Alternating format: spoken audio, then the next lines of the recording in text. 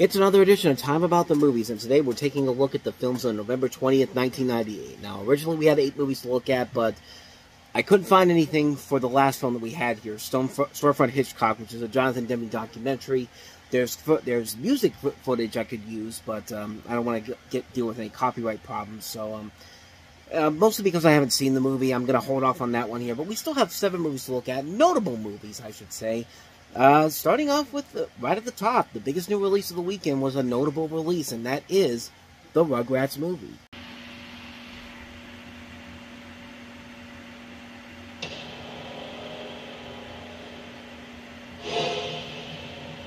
For nearly a decade, they've invaded your homes. Their little bodies dispensing frightful tales and invoking fear in the hearts of men. Every sunrise and every sunset, they appear again and again, ready to wreak more havoc. Hang on to your side piece, baby! We're gonna be big! Very big! I don't think this is such a good idea, guys! The Rugrats Movie. About time someone make me into a movie star! A motion picture for anyone who ever wore diapers. Of course, I don't really need to tell you who the Rugrats are. I think no matter what age you are, you have a good idea of who they are. But this was the big feature film debut for them. And this is a story where you have Tommy facing responsibilities with a new baby brother being born, and Dill. As with all newborns, the child becomes a bane to Tommy and the rest of the gang, as well as Tommy's parents, honestly. Even Phil and Lil don't get along with him, so they decide to return Dill where he came from, the hospital, but they end up getting lost, really lost, and getting into an adventure where they end up in the forest. They have to deal with all the elements, including a group of monkeys in a circus, a Wolverine that's after them, and it's just a lot of crazy things happening in a big adventure. This is kind of the textbook definition of what you do for a big screen adventure. You basically take these characters outside of their environment and into this much bigger, grander adventure. And this film has a lot of notable firsts to it. It's the first animated feature from Nickelodeon. You could tell right away if you saw this in theaters, because you got a cat dog short that was pretty clearly made for theaters. Sadly, it has not been officially released on DVD or video. In fact, when the Rugrats movie came out, they actually took an episode from the Cat Dog TV show instead of actually putting the short on there, which still baffles me to this day why that has not gotten a proper release. But it was the first movie, of course, based on a Nicktoon. Even though Nickelodeon had plans to do a couple movies with 20th Century Fox for Doug, Rugrats, and Ren and Stimpy back in the 90s. And I'll talk more about that in tomorrow's Reviewing Network Live. But it was an interesting little bit of what-if history. If those films had gotten made, these movies would probably be under the Disney label right now. But most notably, among all the firsts that this movie has, another major first for this film was that it was the first non-Disney animated film to make over $100 million domestically. So that's, Snow White and the Seven Dwarfs have been out in theaters for over 60 years at this point, and no other animated film outside of Disney made over $100 million until this movie did. I mean, this was back before computer animation was the norm, so DreamWorks was not the big name that it was now. You didn't have Illumination, you didn't have Blue Sky, you didn't even have Warner Brothers' current animation department that couldn't make a film that was successful at the time, but it took the Rugrats of all things, to cross $100 million. And Disney, honestly, considering the history that they've had with competition and other studios trying to do whatever it takes to make sure that people go see their movies over this animated films, they didn't really do a whole lot with this particular movie, at least not. Mostly because I think it was because they'd have a movie coming out a couple days later, which we'll get to in just a little bit. And the reason why the Rugrats movie was a success was because it came at the right time. I mean, Rugrats was still popular in the 90s. The show had just come back after a couple of years off the air. It was still a big hit for Nickelodeon, so needless to say, it was still a massive success. And like I said, as far as the movie itself goes, it follows the typical structure for a big screen adaptation like this. Have these characters go on a grander, bigger scale adventure than what they're used to, keep a lot of the charm from the original show so that people can stick with it, and the movie definitely does have that. It definitely keeps a lot of the charm and enjoyment of the original series, while even not being afraid to go for a little bit more intense scenes in here than you would think. Like, there were some moments in here that I was just kind of like, that's pretty grim, especially considering that these are babies. So they're not afraid to have this edge that they can bring into this film, and I thought they did a pretty good job with it. There are notable downsides to the film. The animation is surprisingly much bleaker than it is in the original cartoon. Like, they're trying to go for kind of more of a realistic animation style to it for these characters from the first movie. It's both kind of a negative and a positive, and for one instance, yeah, it looks much better than the TV show, but at the same time, it does feel off. And there are way too many moments and characters that have no purpose to the plot whatsoever. It's like, there's an entire pointless sequence with these circus monkeys that get lost in the woods, start attacking the babies, and they serve no purpose except to just be one of the threats they face in the movie. Kind of like the Wolverine. There's no reason for him to be in the movie except to just be a threat. Like, stuff like this doesn't make a whole lot of sense, and it doesn't really contribute to anything except to move the story along. But for the most part, the movie does its job pretty well. I think it's a decent feature film adaptation of the show, upping the animation style a little bit as well as the adventure aspect. It still keeps the charm of the original series in full, and it certainly isn't the best Rugrats movie, but it came out at the right time. It was a film that I think a lot of people really got invested into, myself included, because I was a big fan of the show at the time. Still am, but take it for what it is, and I think you'll enjoy it for what it is. There certainly are a lot better movies from the Rugrats that we'll definitely get into in the years to come. So that's the Rugrats movie. So let's go ahead and move on to the other big new release this weekend, and that is Will Smith and Gene Hackman in Enemy of the State. Hey, Julie, I'm going to finish up my Christmas shopping. Hey, do chicks dig lingerie? Hi. Hey, hi. What size? Yeah, right. She's a 6. What about cup size? I'm sorry? Oh, she's way bigger than that. I mean, not noticeably. Help me. Robert Clayton Dean. He's a DC labor attorney. Take us around on the other side. Focus on the drop. Is it tight? A powerful man has been murdered. Holy. A hidden camera recorded the crime. None of this goes beyond us. You don't need any more problems, do we? An innocent bystander Are those my Christmas presents? In your dreams, buddy. Dad. was given the evidence. We have reason to believe that Mr. Zavitz may have passed sensitive materials to you.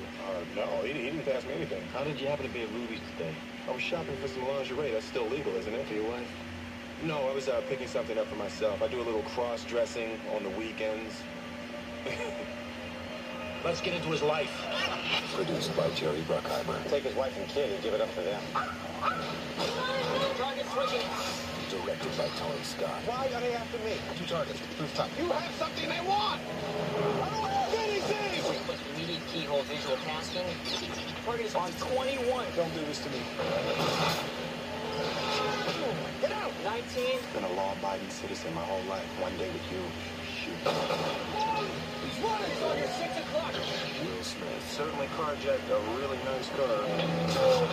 Gene Hackman. Either incredibly smart or incredibly stupid.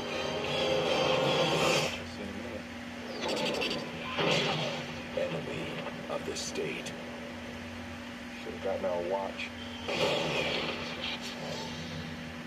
So as the trailer indicates, this is a Jerry Bruckheimer production, also directed by Tony Scott, and also features Will Smith, who had just come off of 2 blockbuster films at that point, Independence Day, and also the Men in Black, and also Bad Boys as well. So his star power is pretty much very much in effect here.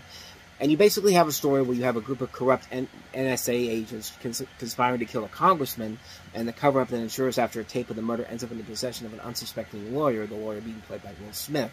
You see that Jason Lee is the guy that actually gives him the tape in the scene there. And it's a really good movie. It's definitely not one of the best Tony Scott films, but Tony Scott makes a lot of good movies overall.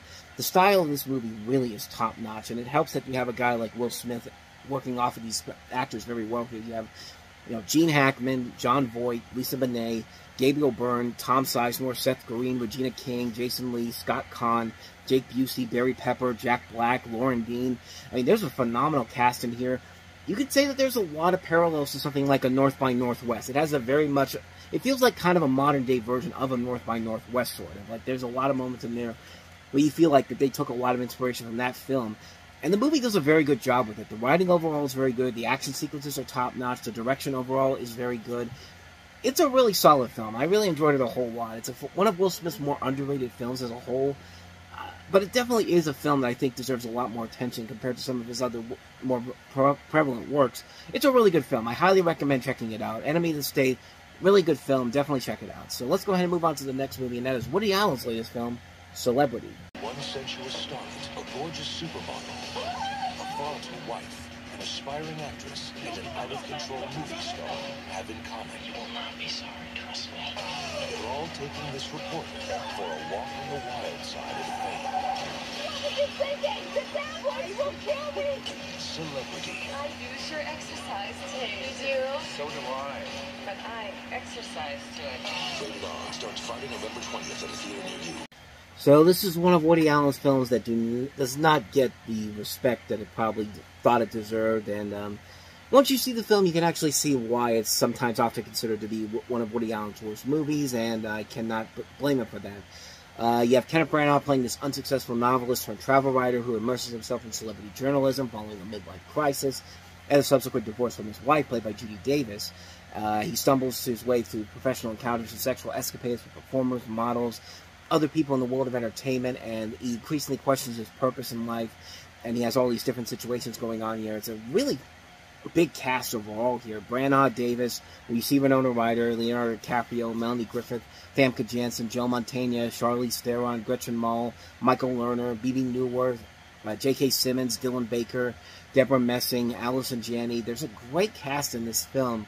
Just bad execution overall. It's a film that you really can't tell what the heck Woody Allen was trying to do with this film. And you have a mind like Kenneth Branagh. I mean, Kenneth Branagh will make anything worth it because you could tell that this guy has a heart that he likes to put into every film that he's done. Case in point, what he's done with the Hercule Poirot movies. But I think because he didn't have complete control over this project, this film really kind of suffers because you have two different visions coming together here: Woody Allen's vision and Kenneth Branagh's vision. And honestly, these two visions don't really mesh well together unless you have a really good script that can make it work off of this. But it's got a couple of decent funny moments here and there, but it's one of those films that whenever you hear anybody talk about one of Woody Allen's worst movies, this one's definitely probably one of them, if not the most famous one.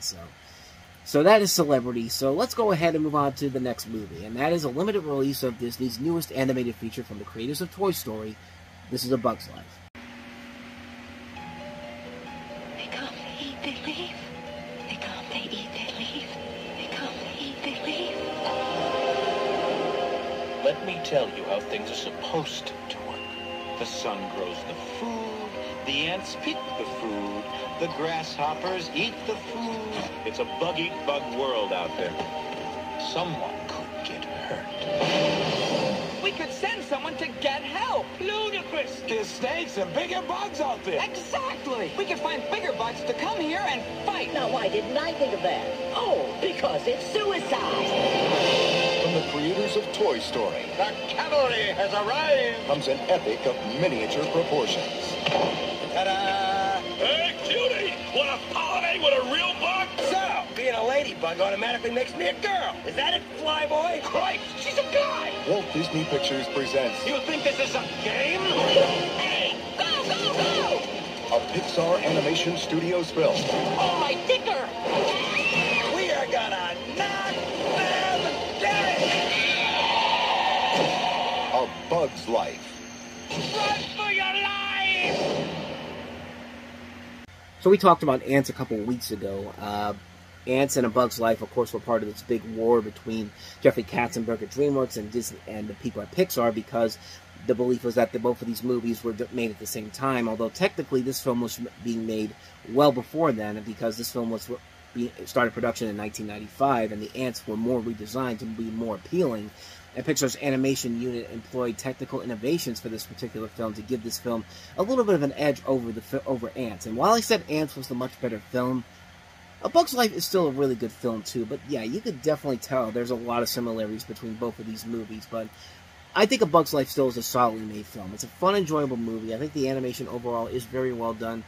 The characters are a ton of fun to watch, too. They have great voice actors: Dave Foley, Julia Louis-Dreyfus, Kevin Spacey, Phyllis Diller, Dennis Leary, John Ratzenberger, of course, Bonnie Hunt. There's a great cast involved in this film. And, yeah, the story itself is very predictable. It's basically The Three Amigos. I mean, it's literally that same plot that we saw in The Three Amigos. We get those lazy cliches like the liar revealed, among many other things. And it really doesn't do anything new or creative with it, honestly.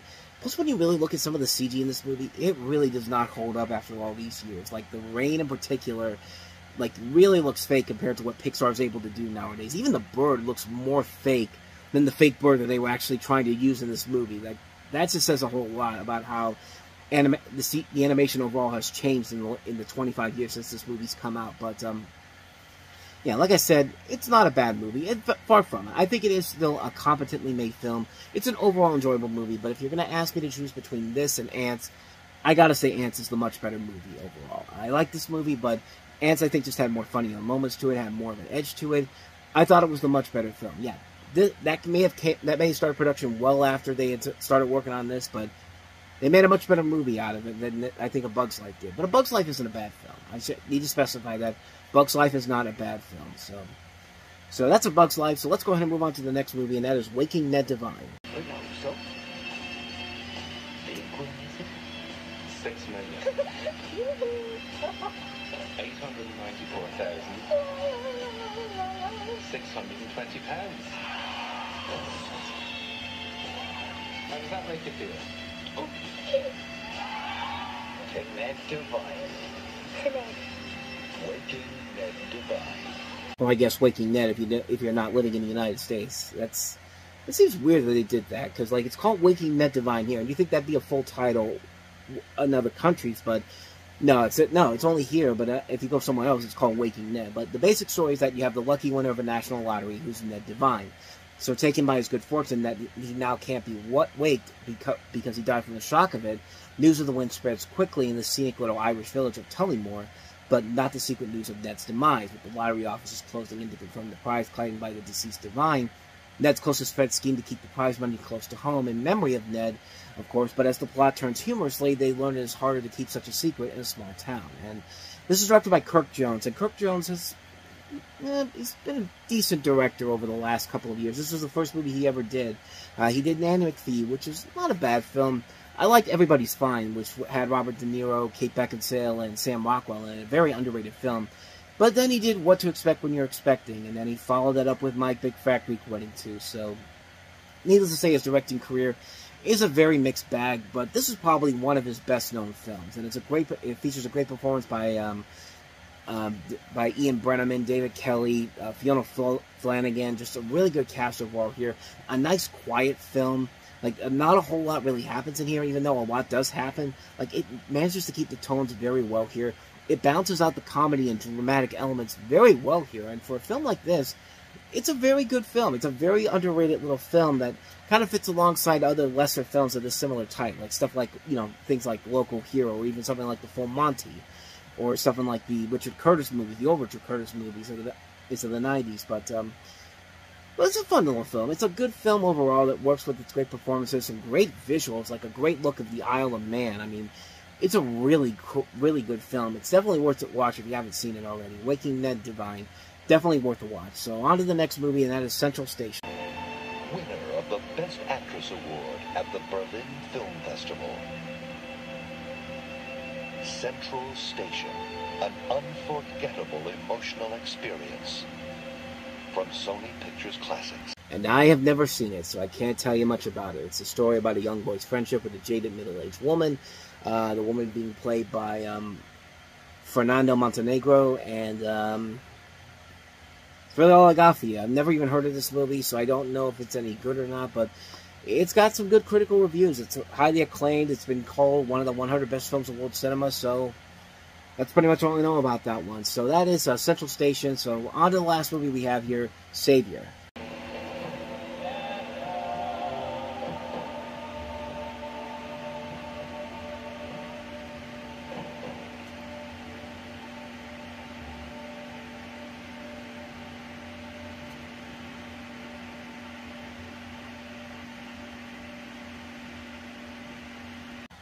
So you have a movie centering around a U.S. mercenary played by Dennis Quaid, who is escorting a Bosnian Serb woman played by, I believe it's Natasha Kinski, and her newborn child to a United Nations safe zone during the Bosnian War.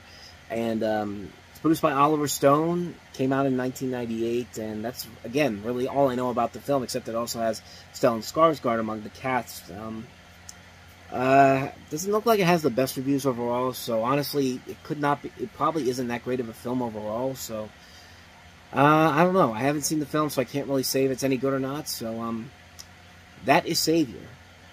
And so we wrap up another edition of Time About the Movies. We'll wrap up November on the next episode, looking at Thanksgiving weekend with four notable films. Babe Pig in the City. We also have Drew Barrymore and Luke Wilson in Home Fries, Jerry Springer in Ringmaster, and the star-studded Very Bad Things from director Peter Berg. So 4 movies to look at, and we'll delve into those on the next episode. But until then, thank you very much for watching, and if you want to see more videos like this, please hit the place on the next page, check out the previous episode, and I will see you guys next time for the next video. So until the next time I see you, I always keep forgetting to do this. Hit the like and subscribe button if you want to see more videos like this on this channel. So now I will tell you to thank you for watching, and I will see you guys for the next video. So until then, as always, take care.